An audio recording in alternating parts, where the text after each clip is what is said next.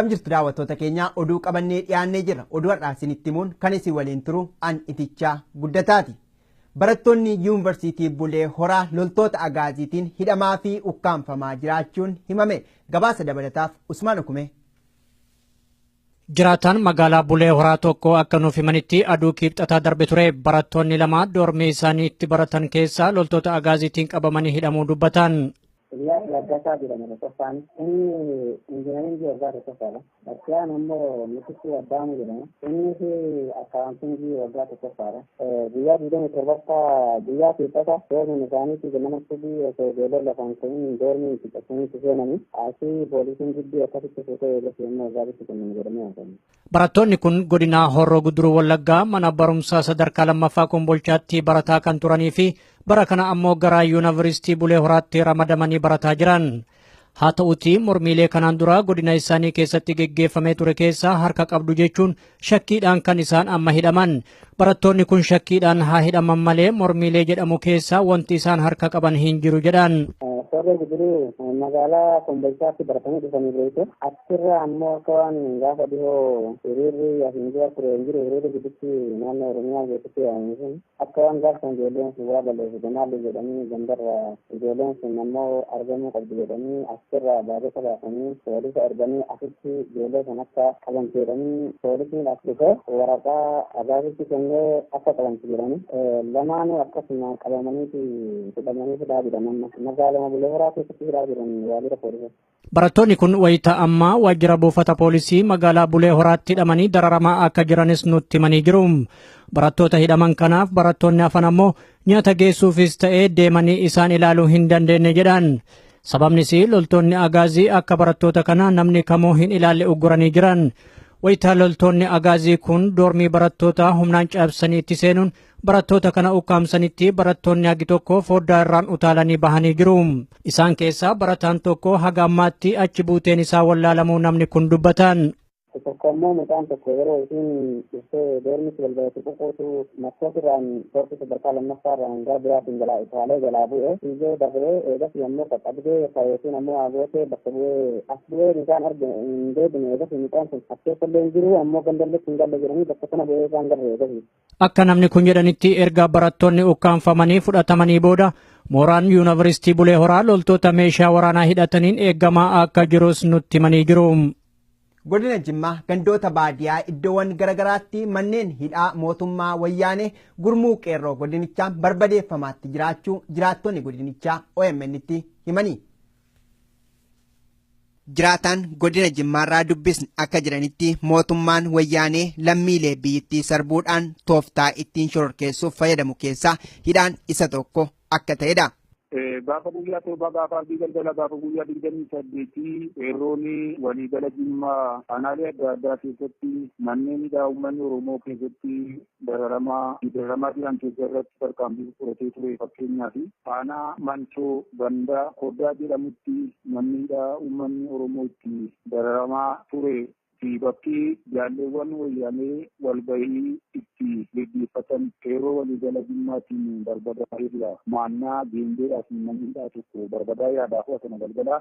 Godinuma kana aanaa Mancoo keessatti waggaa 2 dura abbootii warraa 500 olitti lakkaa'aman manneen jireenya isaanii mootummaan irratti diiguus nu yaadachiisaniiru. Namoonni dhimma kana gaafachuuf gara biiroo olaanaa Oromiyaa deemuudhaan gaafachaa turanis deebiin isaanii hidhaa akka tures saaxilaniiru. Iddoon kun maaliif uummata irraa kaasuun barbaachisee fi mootummaan immoo dhimmicha irratti deebii sirrii kennuu dhiisee maaliif filannoo isaa hidhaa taasisa jedhuuf namni kun akkasiin deebisu. Waggaa 2 dura mootummaan uummata namoota 500 ol ta'an achirraa buqqisee mana jaraa gubee uummata hidhee horii isaanii kophaa hafee horiin wanti jarri qaban hoolaa reettii isaanii harreen uummatarraa alatee jennaan bineensi bakkeetti fixee ture. Dhimma kana gara mootummaatti mootummaa naannoo Oromiyaatti himatanii jennaan uummanni himannaa gara sana deeman illee namni 3 hidhamanii turan. Maqaan namoota hidhamanii turan sunaallee Muhammad Jamaalii, Rashaad Abbaa Maccaa, Badruu Sheekadir jedhamu bosona barbadeessitanii naannoo kanarraa jireetirraa buqqisee inni immoo kana miti jedhu uummanni immoo kana miti bosona barbadeessine miti bakka kanaa warqeetu jira yaalaa muddiin kennameera bakki kun warqeetu iddoo kanarra jira. Siyaasa shiraan guutame mootummaa wayyaanee dhimma itti ba'uun namoonni nagaan manneen jireenya isaanii dirqamaan gadi lakkisuudhaan jireenya rakkisaaf akka saaxilamanis namni kun himanii jiru.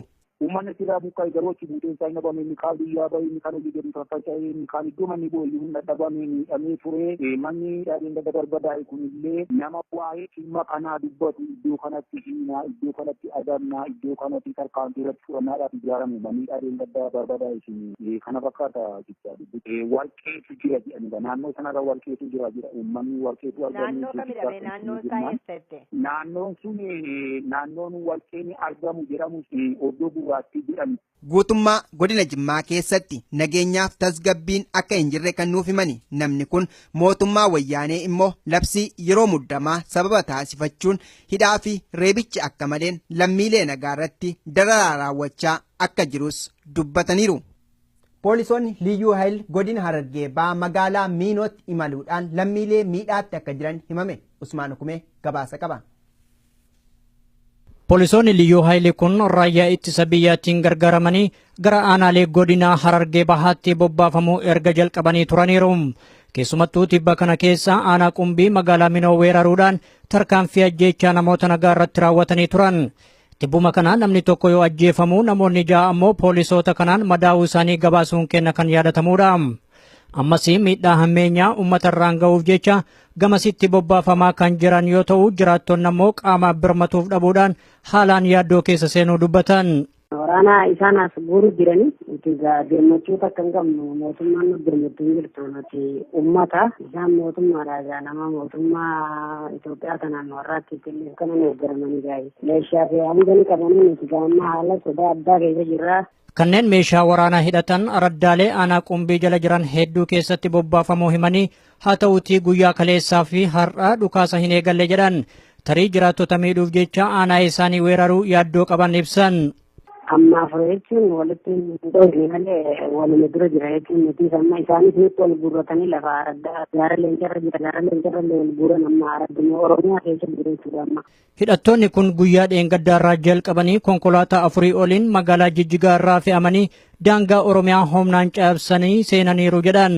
Jijjigarraa makiinaa 4 fidan jedhanii gaara leencarra makiinaa takka ol fidanii ammas waraana araddaa qaba kan milishaatii kana daawwiti naannoo shanii kaachitti leenjee walitti dabalatee ummati isaanii guddoodhaan itti gammachuu tokko hin qabne jechuudha amma aanuma qulliitii fi aanuma biloota afurtaa jechuudha hawaasni walitti gammatee dhufe malee. Akka isaan jedhanitti uummata Oromoo irraan miidhaa dhaqqabsiisuuf jecha mootummaan humnaan biyyattii bulchaa jiru poolisoota kana hidhachiisee kan birmadummaa daangaa Oromiyaa uggisiisee jiru. Aanaan isaanii rakkoolee hawaas dinagdee fi bu'uuraalee misoomaatiin dagatamtee akka turte kan nuuf himan namni kun jiraattota rakkoo keessa jiran kana miidhaa biraa irraan ga'uuf jecha mootummaan kun shira xaxaa jira. Keessumattuu wayita ammaa kana bishaan dhugaatii qulqulluun dhabamuu irraan kan ka'e jiraattonni hundi rakkataa jiran.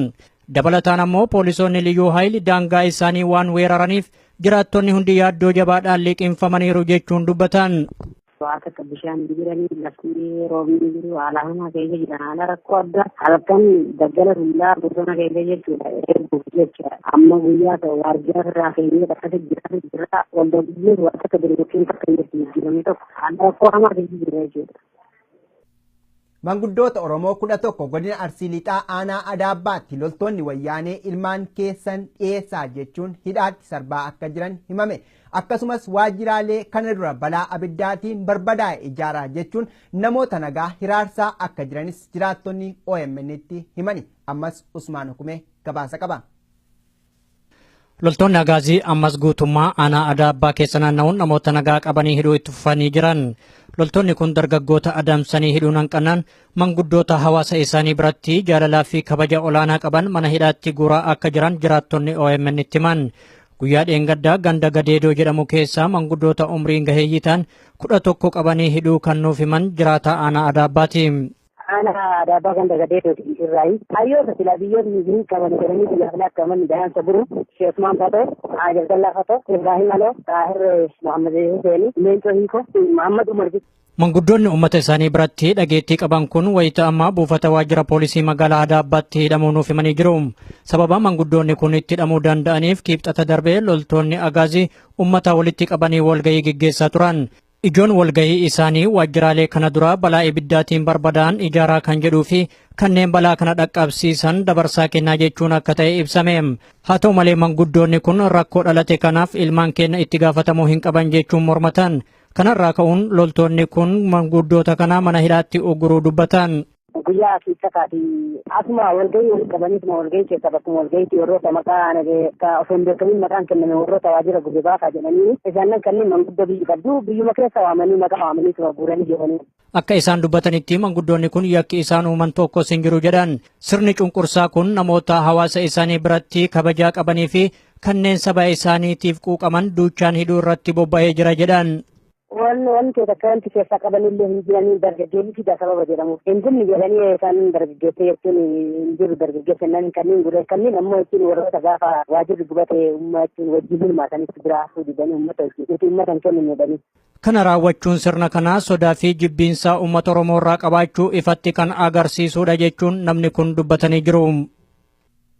Godina Shawaa Bahaa aanaa Booseet magaalaa Boolee fi naannoo isheetti humnoonni waraana wayyaanee jiraattota harkaa meeshaa waraanaa saamaa jiraachuu jiraattonni OMN'tti himani. Kana malees loltoonni kunneen dhiirota hidhuun dubartoota irratti immoo gochaawwan garaagaraa irratti raawwachaa akka jiran qeerroon magaalittii OMN'tti himeera. Bal'inni isaa akka armaan gadiitti dhiyaata. Humnoonni waraana wayyaanee naannoo kana buufatanii jiran labsii yeroo muddamaa ba'e giddu galeessa godhachuun namoota nagaa sarbaa jiraachuu isaanii qeerroon magaalaa Boolee aanaa Booseet godina Shawaa Bahaa irraa dubbisne OMN'tti hime.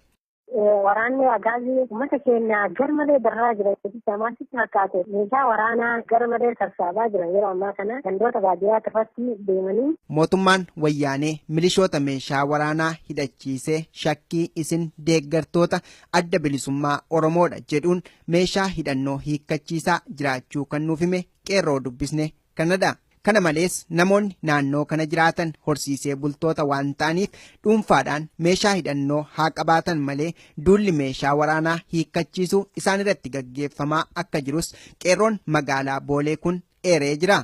Sodaachisanii doorsisanii agartee haqa qeetitti fidanii warroota waraanaa kan jecha haqa qeetitti fidanii sodaachisanii doorsanii ijoollee dubartii hin jenne dhiira abbaa manaa hin jenne kan hundi sodaachisuudhaan meeshaa waraanaa irraa guuratan kan jedhu qabu kennuu qofa mootummaan milishoota gandaatti kennillee sassaabaa turan warroota shakkan jechuudha warroota abaa'oo jedhanii shakkan irraa sassaabanii turan amma garuu guutumaan guututti warroota uummata jechuudha jiraata irraa sassaabaa jiran. Qeerroowwan naannoo kanaa adda durummaan adamsamanii hidhamaatti jiraachuu fi muraasni isaanii immoo biyya keessaa baqachuun jireenya baqaaf saaxilamuu erga himeen booda manguddoota mirga isaanii sarbaa dubartoota irratti immoo gochoota garaagaraa raawwachaa jiraachuu loltoota kanneenis OMN'if himee jira.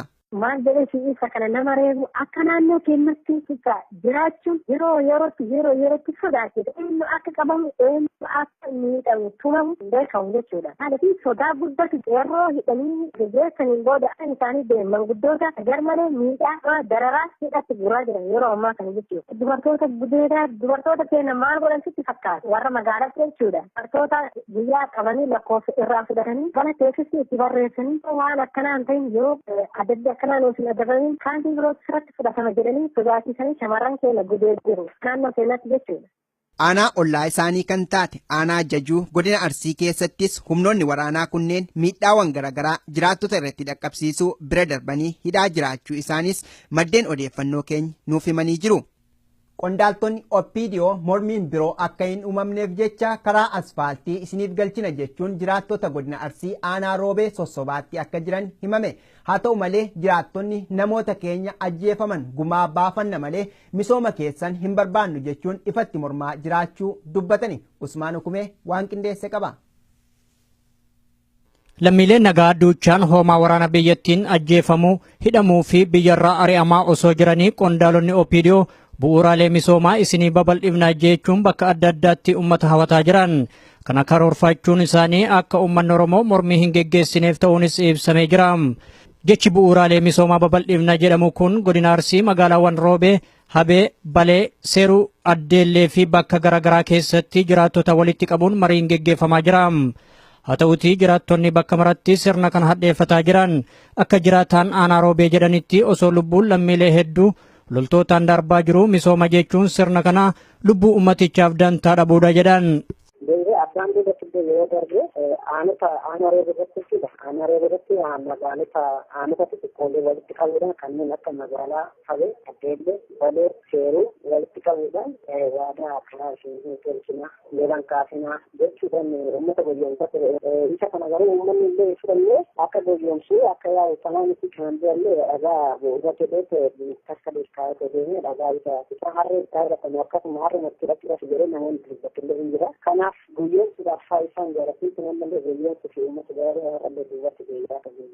mootummaan humnaan biyyattii bulchaa jiru qondaalota OPDO isaaf amanamoo ta'an aanaa isaaniitti bobbaasuun uummata hawataa akka jiru himan. Garuu jibbiinsi uummanni sirna kanarraa qabu haalaan jabaatee jira.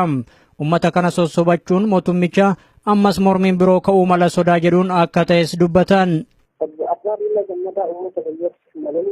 yaadamee osoo goyoomsumaaf malee yaadamee osoo hin ta'initti uummatuma goyoomsutti malee uummatumti akka mirga waan abbaa biyyummaa isaanii akka hin ibsanneef jechuudha. Komaandi poortiin waan sirriitti bulmaata makalaakaa raayyaatti fayyaatiin baase erga uummanni achi yoo lafaa ta'e uummanni achi yoo ta'e isaanii tokkummaadhaan waan qabuuf sodaa uummata keessatti qabu ta'e natti fakkaata akka mootummaan kun abbaa gammadaa jiraatu.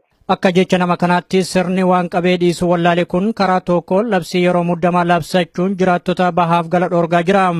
Gama biraatiin ammoo bu'uuraalee misoomaa babal'isuu maqaa jedhuun asiif achii wixxisaa jira. Kanaafuu uummata afaan faajjessuun yeroon isaa darbee jira jechuun namni kun ibsanii jiru.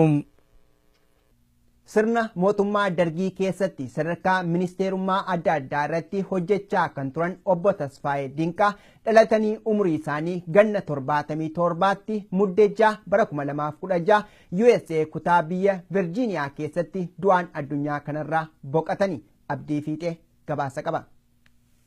Sirna mootummaa dargii keessatti sadarkaa ministeerummaa adda addaa irratti hojjechaa kan turanii fi keessumaa bara 1991 wal waraansa biyyattii keessatti waggaa dheeraaf geggeeffamaa bahetti xumura godhanii Itoophiyaa gara nagaatti fiduudhaaf konferensii nagaa London irratti Hermaan Koiniin qophaa'e hoogganaa TPLF yeroosi obbo Mallas Zeenaawwi hoogganaa Shaabiyaa Isaayyaas Afeworqii fi barreessaa olaanaa adda bilisummaa Oromoo kan turan obbo Leencoo Lataa qoodarraa fudhatan sana qindeessuu keessatti gumaacha olaanaa kan qaban obbo Tasfaayee Dinqaa dhalatanii umurii isaanii ganna 77tti muddee bara 2016 United States kutaa biyya Virgiiniyaa keessatti kan isaan du'an boqotani.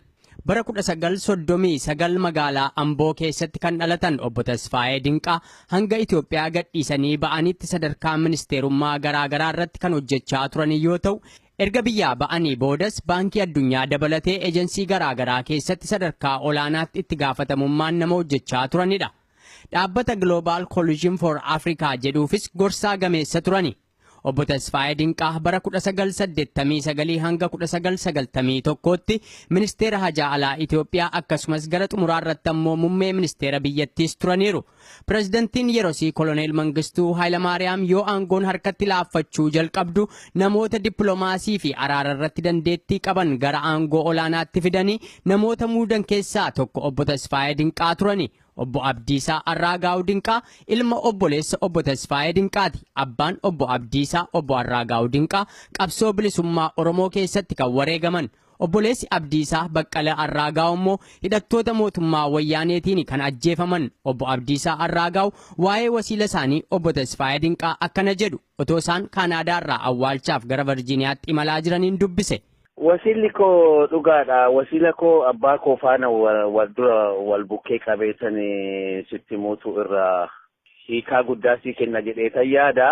Abbaan kan koo hangafa wasiila kootiiti. Abbaan koo Argaa'u Dinqaa jedhama. Wasiilli koo immoo Tasfaayee Dinqaa jedhama. Abbaan koo hangafa inni quxisuudha. Abbaan koo adda bilisummaa Oromoo qabsoo adda bilisummaa Oromootiif nama qawwee fudhatee laga lixee Wasiilli koo immoo mootummaa Dargii faana hojjetaa ture. Garuu Wasiilli koo maalinni amalli isaa amman sirriitti isa beekutti nama dandeettii isaatiin hojjechuu barbaadu malee nama siyaasa keessatti hirmaachuu barbaadu miti. Dhalootumti isaayyuu callisaadha. Hin dubbatu nama akkasii ture. Haalli isaa haala nama dandeettii isaatiin hojjetee akka public service servantitti hojjetee jiraatu malee nama as ba'ee siyaasaan mul'atee high profile ta'e wanni ta'uu miti.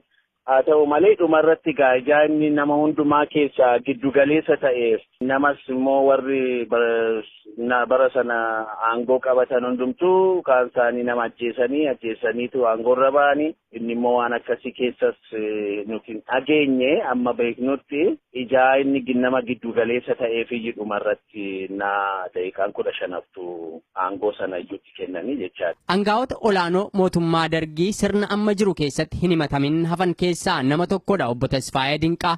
Nama beekumsa isaanii qofaan hojjetan malee nama dhiigi saba isaatii harka isaarra jiru miti jedhu. Yeroo baay'ee kanan beeku namni baay'ee Oromoonni baay'ee jajjaboonni warri adda bilisummaa Oromoo faana quunnamtii qaban kan akka Yeshixilaa Dibaabaa jedhamu tokko fa'aa nan beekaa. Bara sana warra adda bilisummaa Oromoo biyya alaatti malaan deddeebi'anii gargaarsa fa'aa walitti qabanii isa faana baay'ee quunnamtii qabaa ture. Maal naan jedhaa ture obbo Yeshixilaan suni noo akkasii yaaddanii miti. Tasfaayeen ijaa mootummaan kun duukaasa halkanii guyyaasa eeguun malee lapheensaa achuma nu bira jira. Akkaataa godhuu dhabee akkaataa isa rakkiseetu malee jedhee nutti himaa tureechaa namichi sunillee gadi qabeetuma. Innaan atti immoo waan siyaasatti walitti dhufe waan abbaan koo godhe faana walitti dhufe natti hin kaasu yeroo hundumaa natti hin kaasu. Innaa guddina isaa xinnaa ta'e ijaa yeroo hundumaa carraa argatee hamboon deemneef ummata naannoo isaatti dhalatee guddate sana waa'ee baadiyyaa fa'i na gaafata isa jaalata waa'ee baadiyyaa sana dhaga'uu jaalata. Yeroo baay'ee nama keessumaa Oromoo ta'ee baratee abbaa fi barmoota isaa dandeettii isaa nama qabuun dandeettii isaa iddoo qabsiisuudhaan lammaffaa nama bara sana keessa walxaxxeen baay'ee nama ajjeesisuun jira sana keessatti hirmaata tokkollee ijaa keessaa hin qabneef siyaasa gaggeessuu irratti hirmaata tokko keessaa hin qabu dandeettii isaa irratti ijaa xiyyeeffatee jiruuf hojiin inni hojjetutu akka irraan oolee ol isa siksu taasise amma fakkeenyaaf bara sana keessa warri Amaaraa kaan Goojjamee kaan Gondaree jedhanii wal harkisanii Marraabeetee Manzeedhanii akka mixiitti wal harkisanii ol ba'uu turan. Isaan immoo obbo Tasfaayee kan ol isa baasu sanyii isaatiin kan ol isa harkisu hin turre hin beekta bara sana keessa Oromoon Oromummaa isaatiif iyyuu sodaata garuu dandeettii isaatu ol isa baasee of eeggannoodhaan ijaa hojjetuuf jiraatuuf homaa immoo waan ilmoo namaa lubbuu badii ilmoo namaa dhiigni namaa harka isaa irra jaan jirreef qulqullina ijaa qabuuf namni hundumtuu waan kana ijaa beekuufiyyi jaalataman natti fakkaata. Obbo Tasfaayee Dinqaa kora Londanitti geggeeffame sana booda gara Itoophiyaatti hin deebine. Gargaarsa mootummaa Ameerikaa keessumaa Hermaan Kooyiniin gara Yuunaayitid Isteetitti as ce'an. Obbo Tasfaayee Dinqaa abbaa ijoollee 4 yoo ta'an dhalatanii umurii isaanii ganna 77tti hanga lubbuun boqotanitti kutaa biyya Virgiiniyaa keessa maatii isaanii waliin jiraataa turani. Sirni awwaalcha isaaniis bor jechuunis muddee 10 bara 2016 magaalaa Waashingtan DC'tti geggeeffama. Pireezidaantiin Gaanaa Joon Mahama bu'aa filannoo biyyittii galgala har'aa ifa ta'uudhaaf jiru waan fedhe yoo ta'u tole jedhanii simachuuf qophii ta'uu isaanii ibsani. Abdii Fiixee guutuu gabaasichaa akkasiin dhiyeessa. Miidiyaaleen biyyattii tokko tokko akka gabaasaa jiranitti sagalee baay'ee walitti dhiyoo ta'een kan filannoo sana dursaa jiranii kaadhimamaa paartii mormituu biyyattii beekamaa kan ta'an Naanaa Akufoo Adooti.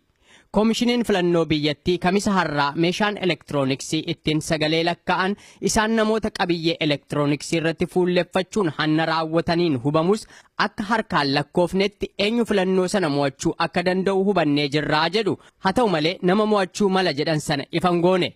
Pireezidaanti Joon Mahamaa bayii filannoo sanaa kan namooti tokko tokko marsaa hawaasummaa irratti maxxansaa jiran kan dhugaarraa fagaate ta'uu marsaa hawaasummaa isaanii irratti maxxansanii jirani.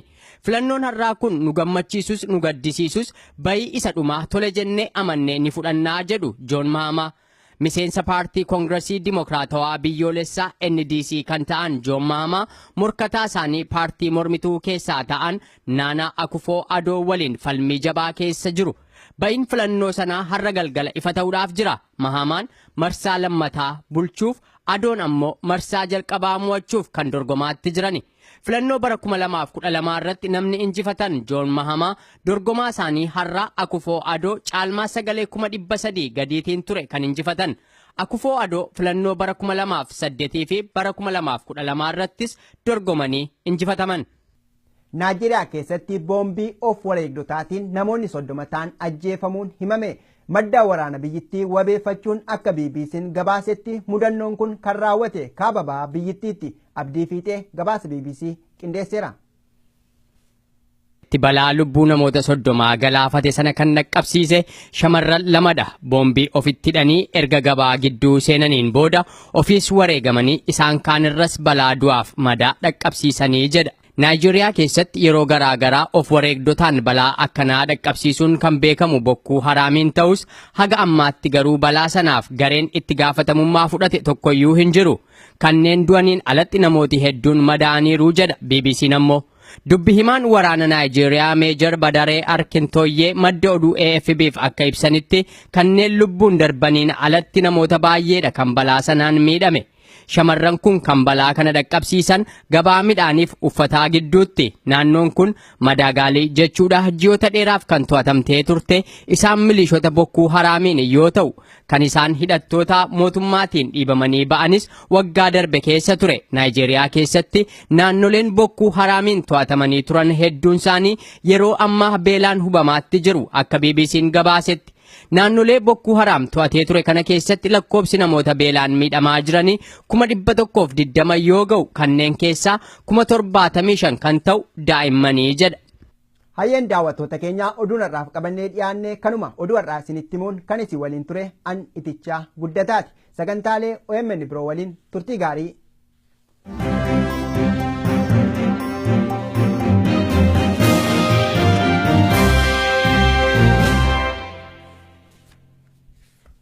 Warri OMN'n karaa bilbilaatiin hordoftan lakkoofsi kanaan dura ittiin hordofaa turtan jijjiiramuusaa isin beeksifna. Haaluma kanaan lakkoofsofni haaromni tolaan OMN ittiin dhageeffachuu dandeessan kanneen United States keessa jiraattan 641 552 5055 United Kingdom 0330 332 6333 Germany 511 8 090 40 Norway 2195 32 08 Sweden 08 403 031 94 Italy 06 899 730 19 South Africa yookaan Afrikaa Kibbaa 271 210 03 057 Australia 0280 72 5170 irratti nu dhageeffachuu dandeettan. Biyyoota birootiif lakkoofsa haaraa akkuma baafneen isin beeksifna. Galatoomaa OMN.